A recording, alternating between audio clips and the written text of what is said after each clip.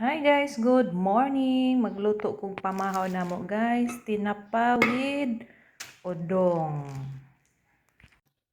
Nahiwa na nako ang lamas nga ahos ug bombay guys. Tapos ang udong ako na pud siyang gihumulan og tubig.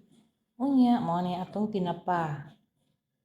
Halang akong gipili guys. Magisa na ta guys. Isa pa mo. Ano yung mga content creator guys na kuan. Isaray kamot gamit kaya ang isa nag-video. Charot. Next ang tinapa. Sisik pa mo.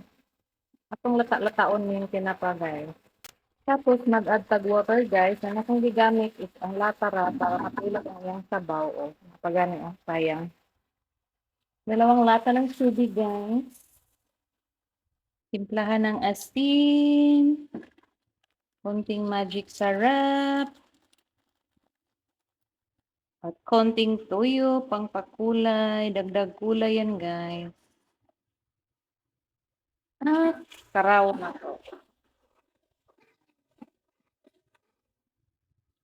Siyempre guys, manta kabalo og tama ng timpla, ato yung tilawan no.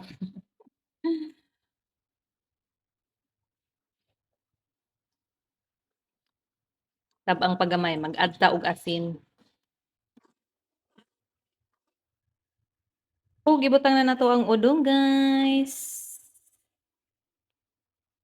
Ayan, nabutang na nato ang udong guys. Ato na lang ni siyang malaton nga maluto, unya ato na din siyang palungon.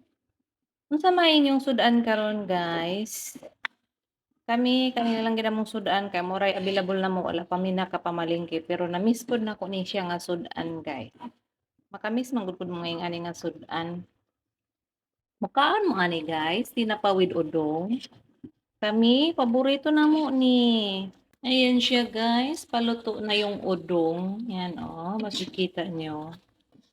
Mga pila na lang ni kaminuto guys. Maluto na ni siya. Ug mga una dayon may kay gutom na alas 8 na kapin. Late na na kapamahaw kay late nagmata. Ngani min sa weekend guys, dugay mang mata kay wala may trabaho.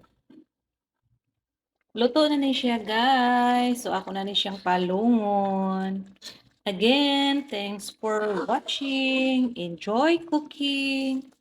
Happy eating. Love, love. Blessed Saturday everyone. Bye.